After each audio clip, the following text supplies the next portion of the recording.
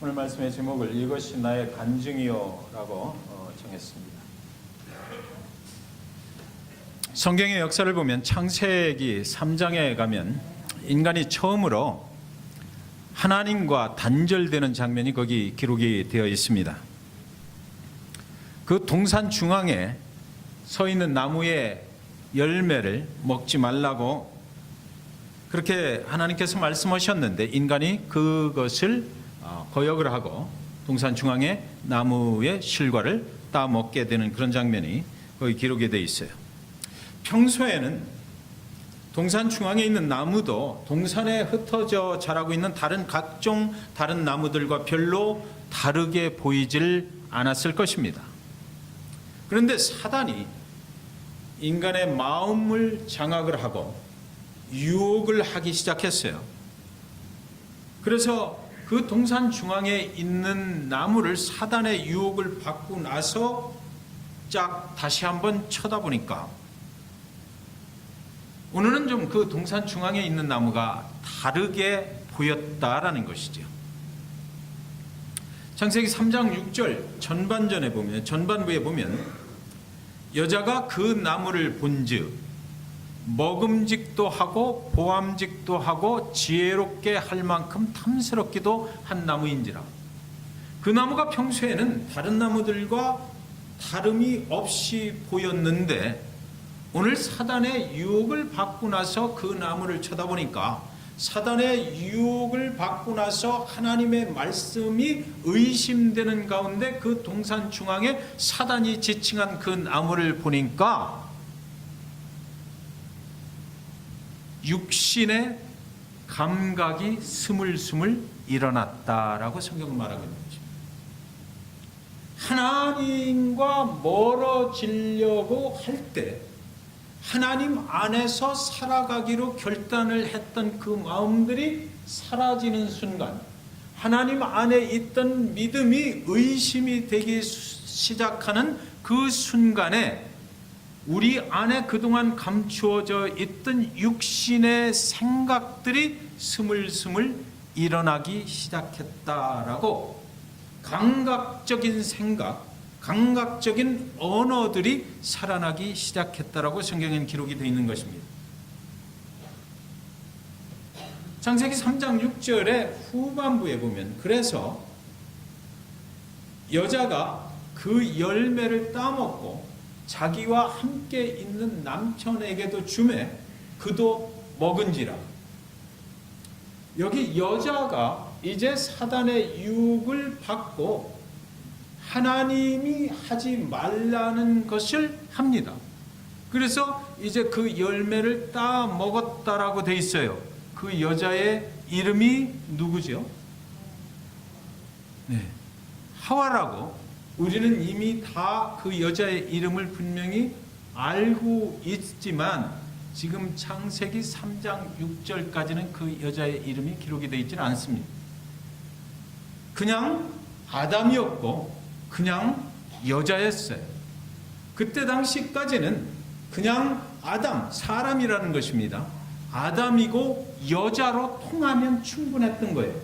사람의 이름이 굳이 거론이 될 필요가 없는 세상 속에서 살다가 어느 날 사단이 그 인간에게 들어온 이후로 하나님을 멀리하게 되었고 하나님을 거역하게 되었고 하나님과의 관계가 단절된 이후부터 이제 육신의 생각이 인간의 삶을 인도해 가게 됐다라고 지금 성경은 기록해 놓고 있는 거죠.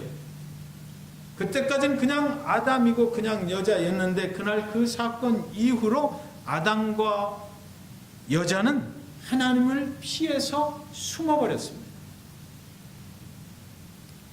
여기 주매라고 되어 있거든요. 자기와 함께 있는 남편에게도 주었다. 우리 그리스도인들이 주는 것이 받는 것보다 복되다라고 그러는데 여러분 주실 때 조심하시기 바랍니다. 아무거나 주면 안 돼요. 사단이 주는 걸 건네주면 안 되는 거예요. 좋고 선한 것으로 하나님께로부터 온 것을 주어야지 사단으로부터 온 것을 던져 주어버리면 그걸 받아먹는 그 사람도 사단의 유혹에 빠지게 되는 것 꼭 기억하시기 바랍니다. 하나님이 동산을 거니시면서 이제 아담을 찾으셔요. 아담아, 네가 어디에 있느냐? 그 소리에 아담이 대답하기를 내가 벗었으므로 두려워하여 숨었습니다라고 말합니다. 인간과 하나님 사이에서 인간이 하나님을 두려워하기 시작했다라는 것이 여기 처음 등장을 하거든요. 하나님을 떠남으로 인해서 인간이 하나님을 두려워하기 시작했다. 벗은 것을 알게 됐다. 벗은 것은 없는 것입니다. 가리워졌으면 좋겠는데 그것이 가리워지질 않았어요. 그동안은 벗고 살았어도 부끄러운 줄 모르고 하나님 앞에 아주 당당하게 나갈 수 있었는데 지금부터는 벗은 것이 부끄러워졌고 벗었기 때문에 하나님을 두려워하게 됐다. 그래서 나무 뒤에 가서 숨어버렸다는 거죠. 하나님이 물어요. 네가 그 나무의 동산 중앙에 있는 동산 중앙에 있는 나무의 열매를 먹었느냐? 저와 여러분이 인생을 살아가시다가 하나님이 두려워진다, 하나님이 멀어지게 느껴진다, 하나님 앞에 뭔가 좀 껄끄럽고 부끄럽다라는 생각이 들 때 하나님께서 저와 여러분에게 물으실 것입니다. 네가 하나님의 말씀대로 살지 못한 것이 있느냐? 아담이 그때 대답을 하죠. 창세기 3장 12절 13절 아담이 이르되 하나님이 주셔서 나와 함께 있게 하신 여자 그가 그 나무 열매를 내게 주므로 내가 먹었나이다. 여호와 하나님이 여자에게 이르시되 네가 어찌하여 이렇게 하였느냐? 여자가 이르되 뱀이 나를 꿰므로 내가 먹었나이다. 첫째로 하나님이 그 여자를 내게 주시지만 않았어도 이런 일은 없었을 텐데 라는 원망이 섞여 있는 것입니다. 둘째, 나와 함께 하는 여자는 더 이상 이 여자가 아니고 그 여자가 되어버렸습니다. 여기 12절 13절에서 아담과 여자는 이때부터 손가락을 사용하기 시작해요. 아담은 손가락으로 하나님을 가리키며 하나님을 원망하는 거죠. 왜 저 여자를 내게 주셨어요? 그렇게도 사랑했던 여자에게 손가락질을 합니다. 또 여자는 뱀에게 손가락질을 해요. 내 손가락으로 가르치는 저 여자 때문에, 내 손가락으로 가르치는 저 뱀 때문에, 내 손가락으로 가르치는 그 하나님께서 나에게 저 여자를 주셨기 때문에 이렇게 내 인생 망가졌습니다. 하나님이 창조하신 그 손가락을 이때부터 남을 향해서 사용하기 시작했던 것입니다.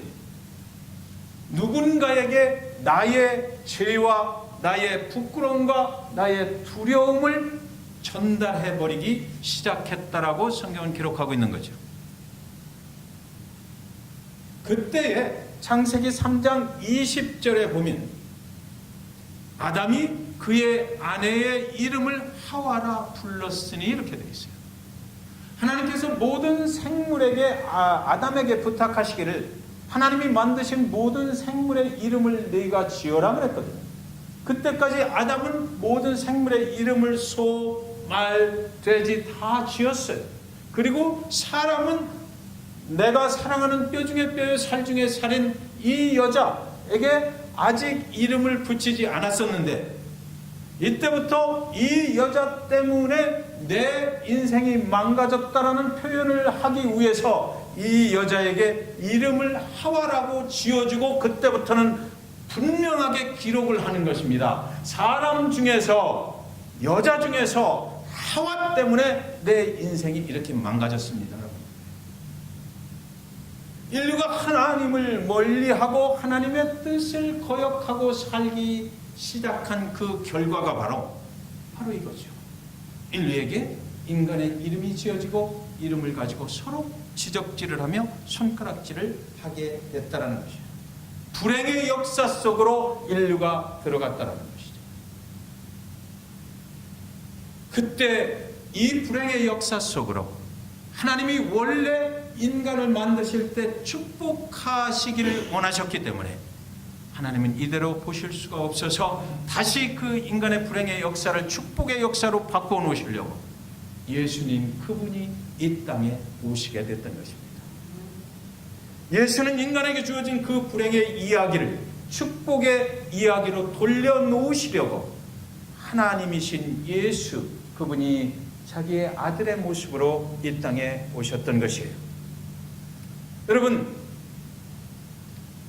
인간의 불행과 멸망과 죽음으로 갈 수밖에 없는 이 인간의 역사, 애초에는 축복의 역사였죠. 그런데 또 불행의 역사로 인간이 들어가게 돼요. 그래서 성경은 말하기를 이 불행한 인간들은 전부 다 죽음, 심판, 멸망 이것으로 끝날 것이다.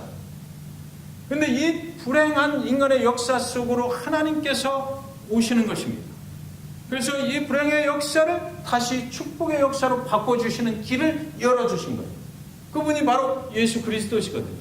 인간이 이 불행의 역사를 축복의 역사로 바꿔갈 수 있는 오직 유일한 방법은 예수 그리스도 이분밖에는 없다는 거예요. 이분을 통해서만이 우리는 축복의 역사 속으로 다시 들어갈 수가 있게 된다.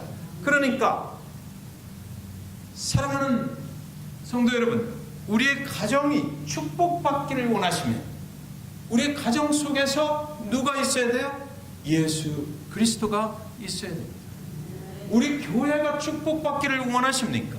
그렇다면 우리 교회의 중심에 누가 있어야 돼요? 예수 그리스도가 있어야 되는 거예요. 그분이 아니고는 안 되는 거예요. 이 불행한 인류의 역사, 불행의 이야기를 축복의 이야기로 바꿔주시는 분은 오직 예수 그리스도 그분뿐이 없기 때문에 그런 것이죠. 만약에 아담에게 그날 예수 그리스도 이전의 시대니까 아담에게 당신의 인생의 이야기를 좀 한번 써보셔요 그랬으면 뭐라고 썼을까요? 아담은 그렇게 기록했을 거예요. 나는 처음에는 너무나 행복했다. 그리고 내 사랑하는 아내를 만나서도 너무나 좋았다. 그러나 내 아내 하와라는 여자 때문에 내 인생 망가지고 나는 죽게 됐다라는 거죠. 이것이 최초의 아담의 인생의 스토리라고 하는 것이에요.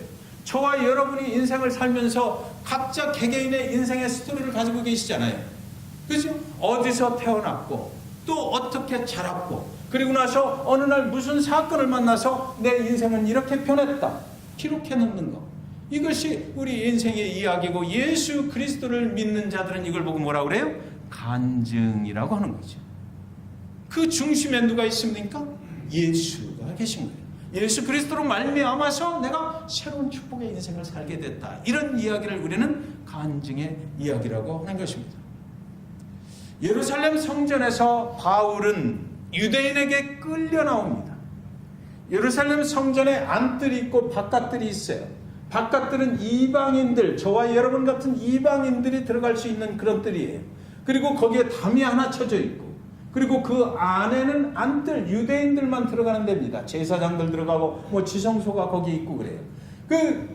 바울이 이제 그 안뜰에 들어가서 정결 예식을 하고 있는데 유대인 중에서 아주 열성분자 유대인들이 그 바울을 끄집어냅니다. 끄집어내서 바깥뜰로 거룩한 성전 안뜰에서는 피를 흘릴 수가 없기 때문에 이 사람들이 바울을 바깥뜰로 끌어내서 거기서 짓이겨 버리는 거예요.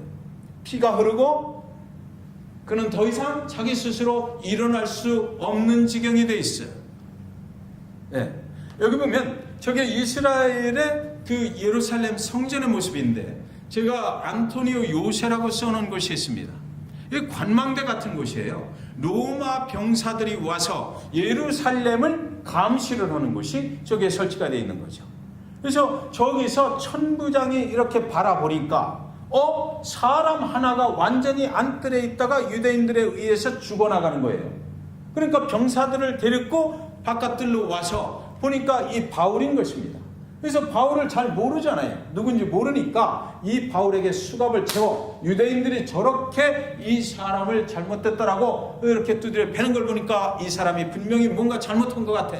그래서 수갑을 채우고 그리고 나서 이 바울을 데리고 안토니오 요새로 올라가는 것이에요. 데리고 갈 때 혼자 스스로 일어설 수가 없으니까 병사가 들고 올라간다, 이렇게 되어 있습니다.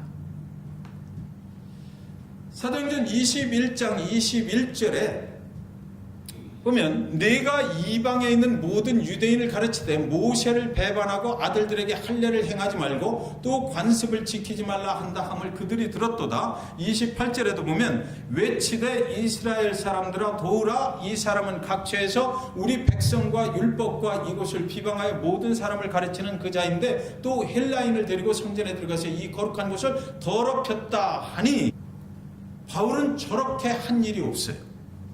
열성적인 율법주의자들 유대인들이 바울을 해코지하기 위해서 그를 완전히 그들의 세계에서 제거해버리려고 만들어낸 거짓말인 것이에요.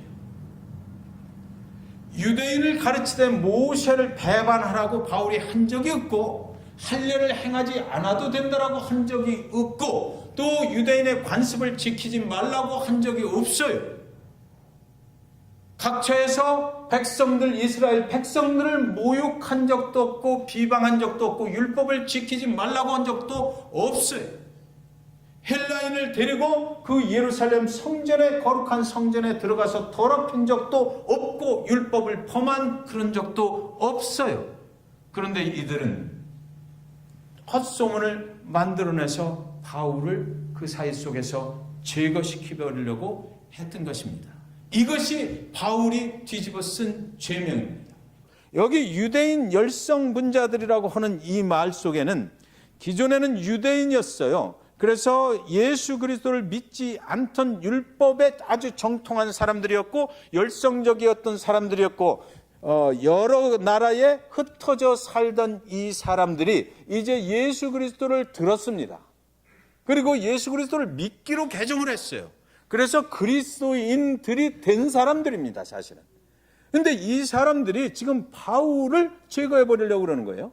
예루살렘에 들어와서 이제 바울은 오직 은혜의 복음만을 증거하는 사람 아닙니까? 그 바울의 마음속에 자기도 전에 유대인이었고 자기도 율법에 정통한 사람이었기 때문에 유대인들을 사랑하는 마음이 지극했어요. 그래서 그들과 대적하고 싶지는 않았거든요.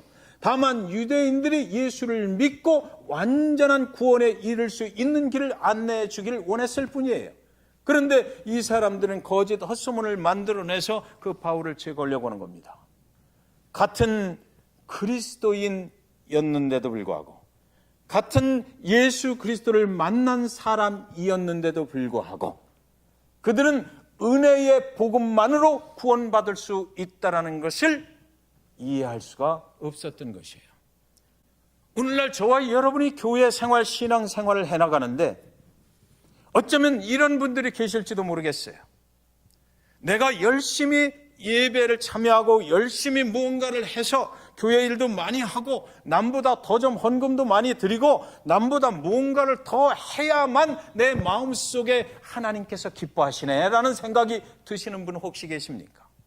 내가 구원의 확신을 얻는다라고 할 때에 내가 1년에 52주 주일 성수를 정확하게 하고 수요예배도 다 나오고 토요예배 다 나오고 새벽마다 집에서 교회 못 나오면 집에서 기도를 하고 찬양 드리고 큐티를 꼭 해야 되고 이 일을 꼭 해야만 하나님께서 나에게 구원을 베풀어 주실 거다라는 생각을 혹시 하시는 분들 안 계신지 모르겠어요. 이거 말짱 거짓말입니다. 오직 예수 그리스도, 그분이 우리에게 일방적으로 베풀어 주시는 구원의 그 은혜의 복음을 받아들일 때 우리는 구원을 받는 거예요. 다른 어떤 것으로도 구원은 이루어지지 않아요. 네. 아멘 소리 되게 크네. 그렇게 아무것도 안 해도 돼요. 이게 사실이에요. 이게 사실입니다. 네. 우리는 무언가를 해서 구원을 얻으려고 그러거든요. 그러니까 자꾸 거기서 갈등이 생기는 거예요.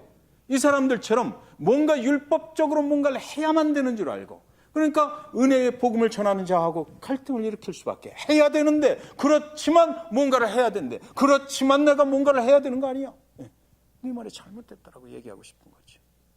그때 이 사람들을 향해서 이 사람들을 향해서 바울이 거기 일어서서 이렇게 그의 이야기를 시작을 합니다. 22장 1절에 부형들아 내가 지금 여러분 앞에서 변명하는 말을 들으라, 이렇게 시작을 해요. 변명한다라고 그러잖아요. 내 죄목이 뭐냐면 모세 율법을 거역해도 된다는 것, 이런 것, 율법을 안 지켜도 된다는 것, 할례를 안 받아도 구원받을 수 있다는 것, 이스라엘 민족을 비방했다는 것, 이런 것들이 죄목으로 나한테 씌워졌으니까 자 보십시오, 지금부터 내가 그 죄목에 해당 사항이 없다라는 것을, 내 알리바이를 증명을 해드릴 테니까 여러분 들으세요, 이렇게 한 거예요. 그러면 이 다음부터 22장 2절부터 이야기는 어떻게 돼야 돼? 자, 1번, 내가 왜 모세 율법을 거역을 했다고 그런 소리를 들어야 됩니까? 나는 안 그렇습니다라는 것을 증명을 하려고 해야 되잖아요. 그런데 여러분, 22장의 내용은 그것하고는 전혀 관계없이 흘러가요. 바울이 무엇을 얘기하냐면 내 스토리, 내 이야기를 하는 거예요. 3절에서 5절 보면 나는 유대인으로 길리기아 다소에서 났고 이성에서 자라 가말리엘의 문화에서 우리 조상들의 율법의 엄한 교훈을 받았고 오늘 너희 모든 사람처럼 하나님께 대하여 열심히 있는 자라. 내가 이 돌을 박해하여 사람을 죽이기까지 하고 남녀를 결박하여 옥에 넘겼더니 이에 내 제사장과 모든 장로들이 내 증인이라. 또 내가 그들에게서 다메섹 형제들에게 가는 공문을 받아가지고 거기 있는 자들도 결박하여 예루살렘으로 끌어다가 형벌받게 하려고 가더니. 그의 이야기 속에요, 지금 여러 가지 단어들이 등장을 하는데 여기 이 인생의 이야기 속에 보면 박해, 죽음, 감옥, 결박, 끌어가는 것, 형벌, 이런 단어들로 꽉 채워져 있는 거예요. 과거에 나는 그런 삶을 살았다. 불행의 단어들이 내 인생의 과거에 계속해서 기록이 됐다라는 거죠. 나는 불행했다라는 것입니다. 나는 결코 행복할 수 없는 그런 인생을 살아왔다라는 것이에요. 사람을 죽이기까지 했다라고 그래요. 사람을 죽여야만 내가 성공적인 인생을 살 수 있다라고 나는 생각했다라는 것이죠. 그의 손가락은 예수 믿는 사람들에게로 향했던 것이죠. 저를 죽여야 된다라는 거예요. 예수쟁이들 때문에 바울은 결코 행복할 수 없는 그런 과거를, 나는 그런 삶을 살았습니다라고 지금 얘기하는 것입니다. 그런데 바울이 목소리를 높이기 시작해요. 여러분, 그런데 내 인생에 아주 기가 막힌 일이 벌어졌습니다. 다메섹으로 가던 날 아주 이상스러운 일이 벌어졌습니다. 하늘에서 햇빛보다 더 밝은 빛이 그를 둘러쳤다라고 그럽니다. 그가 놀라서 땅바닥에 엎드려졌어요. 그 순간에 하늘에서 커다란 소리가 들려왔다라는 것이에요. 사울아 사울아 네가 왜 나를 핍박하느냐. 그가 말합니다. 주여 니시오니까. 그가 말해요. 주여 니시오니까. 내 인생의 주인이여 누구시옵니까 지금. 하늘에서 내가 핍박하는 예수가 나야. 내가 핍박하는 예수가 내 인생의 주인이야 라고 말하는 거예요. 그가 예수 믿는 자들을 잡아 가두려고 다메섹으로 가다가 예수를 만났다라는 거거든요, 지금. 그죠? 인생의 길에서 과거에 그렇게 살다가 그 모습 버리지 못하고 그래서 그 불행한 인생을 계속 살아가기 위해서 다메섹으로 가서 예수를 믿는 내 인생을 방해하는 그 사람들을 다 잡아다가 옥에 갖다 가두려고 대제사장의 허락을 받아서 그 공문을 갖고 병사들을 대동하고 달려가던 그날에 하늘에서 빛이 내려와서 내가 그 빛은 이 세상 살면서 아직 한 번도 본 일이 없는 너무나 환한 빛이어서 내 눈을 뜰 수가 없어서 땅에 엎드려졌는데 그 땅에 엎드려지는 순간에 하늘에서 내 이름을 아는 사람이 나를 불렀다. 사울아 사울아 라고 불러서 당신이 누구시옵니까? 라고 내가 그렇게 한 것이 아니라 그 음성을 듣는 순간 하늘에서 들려오는 그분의 음성, 그분이 내 이름을 알고 계시구나. 그래서 내가 말하길 뭐라 그래요? 주여 누구시옵니까? 그 순간에 여러분 우리가 예수 그리스도를 믿을 때 예수 그리스도 그분을 나의 주와 구세주로 믿는 것이잖아요. 주여 누구시니요까? 이 바울의 마음 속에 지금 하늘에서 들려오는 그분을 내 주인으로 영접합니다라는 그 결단이 그 순간에 있었다라는 것이죠. 여러분, 솔직히 말씀드려 볼까요? 우리가 예수 그리스도를 믿을 때 뭔가 계획적으로 믿었어요? 내가 오늘부터 60일 후에 예수 그리스도를 믿어야 되겠다, 이렇게 하고 믿으시는 분 혹시 계십니까? 그렇지 않죠. 우리 인생이 어느 날 예수 그리스도를 만났어. 그리고 나서 그날 이후로 나는 그리스도인이 된 거예요. 성령께서 작업을 하셨겠죠. 그리고 또 누군가가 기도를 했겠죠. 또 하나님이 일방적으로 나에 대한 관심을 가지고 계셨겠죠. 그리고 나서 어느 날 우리가 살아가는 인생의 길에 예수 그리스도 그분이 나타나시는 순간에 나는 꼼짝 못하고 그분을 나의 주와 구세주로 영접을 하고 나는 그리스도인이 됐단 말이에요. 바울에게 오늘 그 사건이 일어났다. 빛이 비치는데 전혀 이 세상에서 보던 빛이 아니었어요. 내가 꼼짝 못하는 그런 빛이 나를 둘러치고 나를 엎드려 놓고 그리고 나서 일어나 보니까 장님이 됐어. 눈을 뜨려 했으나 그 빛이 너무 강하여 눈을 뜰 수가 없었다. 그 순간에 눈이 감긴 채로 이분이 그 예수쟁이들이 말하던 예수구나. 그분이 십자가에 죽으신 줄 알았는데 살아나셨네. 그들이 믿는 것처럼 정말 그분은 다시 살아나셨구나. 그렇다면 내가 여기서 내 인생을 결정을 해야 되는 거죠. 결정을 해야 돼. 그 짧은 한순간이 그의 대답으로 표현이 됩니다. 주여, 이제 내가 무엇을 하여야 하나요? 그렇게 물어봐요. 지금까지는 사울은 내가 살았어요. 지금까지는 내 계획대로 살아왔어요. 내 계획과 내 뜻에 의해서 내 앞날을 내가 결정하고 거길 따라갔어요. 그런데 오늘부터는 안 돼. 예수 그리스도 그분을 나의 주님으로 모시는 순간부터는 그게 안 돼. 왜? 주인이 바뀌었기 때문에. 내 인생이 내가 주인이 아니고 예수님이 주님이시기 때문에, 주인이시기 때문에 그분이 내 인생을 인도해 가야 되는 거예요. 그러니까 바울이 그렇게 말하는 거죠. 지금 주여, 이제 내가 무엇을 하여야 합니까? 내 인생의 주인이신 당신께서 나에게 말씀해 주세요, 그러는 거예요. 내가 그러면 그대로 살겠습니다. 네. 그래서 하늘에서 그 주님이 또 말씀하셔. 일어나서 다메섹으로 가라. 그러면 거기서 앞으로 네가 어떻게 살아야 하는지를 알려줄 사람을 만나게 될 것이다. 자,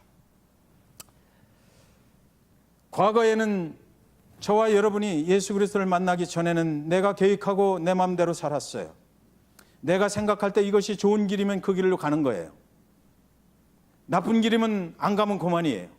그런데 예수 그리스도를 내가 어느 날 나의 주인으로 영접하는 순간, 그 순간부터는 내가 결정하지 않아요. 결정은 누가 해? 주님이 하시는 거예요. 주님이 하시고 주님께서 영원한 천국까지 인도하신다고 하셨지만 오늘 하루를 살아가는 이 순간, 오늘 내가 나가서 이 말씀을 가지고 이런 메시지를 전해라고 하는 것까지만 말씀하시지 그 다음을 말씀하시지 않아. 내가 죽을지 살지는 그분이 결정하시는 거예요. 내가 이 설교를 하다가 쓰러질지 안을지는 그분이 결정하시는 거예요. 그래서 한 스텝 한 스텝 주님께서 인도하시는 대로 따라가는 인생이 된 것, 그것이 바로 주님을 나의 주인으로 모신 그리스도인들의 삶이라고 하는 것입니다. 다메섹으로 가라. 그러면 거기서 네가 해야 될 일을 말해 줄 사람이 있다. 그 다음 스텝을 그 사람이 얘기해 줄 것이라는 거죠. 병사들에게 끌려서 다메섹으로 들어갑니다. 병사들은 빛은 보았으나 바울에게 무슨 일이 일어났는지 알지를 못했다고 성경에 기록해 놓고 있어요. 잘 보십시오. 바울이 느닷없이 땅에 엎드려져 하늘에서 큰 빛이 내려왔어요. 병사들이 서서 보니까 바울이 뭔가 누군가 하고 뭐를 하기는 하는데 이 사람들은 들을 수가 없어. 자, 이 바울이 말이죠. 지금 이 여러 사람들 앞에, 천부장 앞에서도 이제 그 요새로 들어가면 뭔가 자기 변명을 해야 될 거 아닙니까? 나는 그런 사람이다라고. 그런데 지금 이야기를 해. 이 이야기를 할 때 그 사람들이 신문을 해야 될 사람들이 들을 때는 뭐라고 그랬을까? 병사들이 같이 거기 있었으니까 그 병사들한테 물어보면 바울에게 무슨 일이 일어났는지, 바울이 하는 말이 정말인지 아닌지 알 수 있을 것이다 생각을 했을 거예요. 그죠? 옆에 사람들이 있었으니까. 그런데 바울이 여기서 분명하게 얘기를 해놔. 걔들 앞만 족쳐봐야 걔들은 아무것도 모른다. 무슨 얘기예요? 구원의 역사는 하나님과 나 개인의 일이라는 거죠. 다른 사람 아무도 알 수 없어. 김한규 목사가 암만 영적인 사람이라 할지라도 김현희 집사님이 구원을 받았는지 안 받았는지 나는 알 수 없어. 하나님과 그분과의 1대1의 관계에서 구원의 역사는 일어나는 거예요. 네. 그죠? 네. 그걸 말하고 있는 것입니다. 누가 함부로 너 구원받지 않았지라고 물어볼 수 없는 거예요. 하나님께서 하시는 일이고 하나님께서 결정하시는 일이에요. 세상에는 그 어느 누구도 증인이 되어줄 수 없어요. 구원의 문제만큼. 증인은 오직 하나님 한 분만이 되시는 것입니다. 하나님께서 그래서 아나니아를 바울에게 보내요. 아나니아의 기도를 받고 눈이 뜨입니다. 그리고 그 다음에 침례를 받아요. 아나니아가 사울에게 향하신 주님의 뜻을 전달해 줍니다. 또 사울도 스스로 기도를 해요. 기도 중에 하나님이 그는 이방인에게 증인이 되라고 말씀하십니다. 너는 예루살렘에 있지 말고 예루살렘을 떠나서 내가 보내는 곳 이방을 향해서 가라. 그곳에서 내 증인이 되라. 그런데 그 내 증인이 되라 소리를 22장 15절에 보면 내가 그를 위하여 모든 사람 앞에서 네가 보고 들은 것의 증인이 되라 이래요. 네가 그를 위하여 모든 사람 앞에서 네가 여기 생략된 단어가 있습니다. 그날 다메섹에서 보고 들은 것의 증인이 되라는 거죠. 그리고 나는 지금 그날 들은 주님의 음성, 증인이 되라라는 그 일을 하고 있습니다라는 것을 말했을 뿐인 것입니다. 그의 가던 길이 바뀌었잖아요. 자신의 뜻으로 살던 그가 주님이 주신 사명자의 길을 가게 됐다라고 성경은 기록해 놓고 있는 것입니다. 그 이야기를 바울은 지금 하고 있는 거예요. 사명자로 사는 길은 남에게 손가락질하지 않습니다. 하나님이 주신 사명의 길을 가는 것뿐이기 때문이에요. 내 인생은 주님께서 그렇게 디자인을 하셨기 때문에 그냥 갈 뿐이에요. 결박과 환란이 그를 기다린다고 해서 예루살렘에 와서 결박과 환란을 받고 있는 중일 뿐인 것입니다. 그가 증인의 삶을 살아갈 때 결박과 환란이 있다고 그랬어. 그래서 그냥 받아들이고 있는 것뿐이에요. 내 인생에 이미 그렇게 되기로 주님께서 하셨기 때문에 그래요.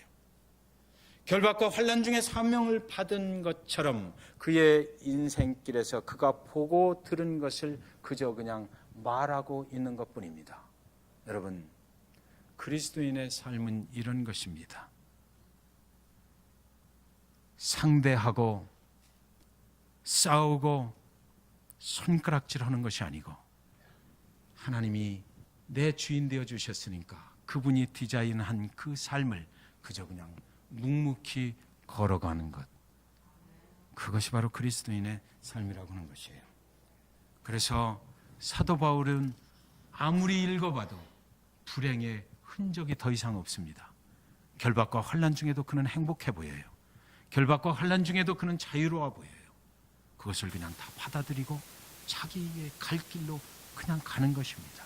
거기서 자유를 누리고 있는 그 바울의 모습을 보면서 아, 우리 그리스도인의 삶이 바로 이런 것이구나 느끼게 되는 것입니다. 바울이 인생길 다 마치고 난 후에 이렇게 고백합니다. 디모데후서 4장 6절 8절 전제와 같이 내가 벌써 부어지고 나의 떠날 시각이 가까웠도다. 나는 선한 싸움을 싸우고 나의 달려갈 길을 마치고 믿음을 지켰으니 이제 후로는 나를 위하여 의의 면류관이 예비되었으므로 주 곧 의로우신 재판장이 그날에 내게 주실 것이며 내게만 아니라 주의 나타나심을 사모하는 모든 자에게니라. 저와 여러분이 이 세상 떠나는 그날 남아있는 사람들이 묻겠죠. 저 사람 예수 믿었어? 그러면 제발 부탁드립니다. 모든 사람들이 다 같이 한 목소리로 그래, 예수 잘 믿고 침례받고 영원한 천국으로 간 거야, 이렇게 되시기를 주님의 이름으로 간절히 축원드립니다. 기도하겠습니다.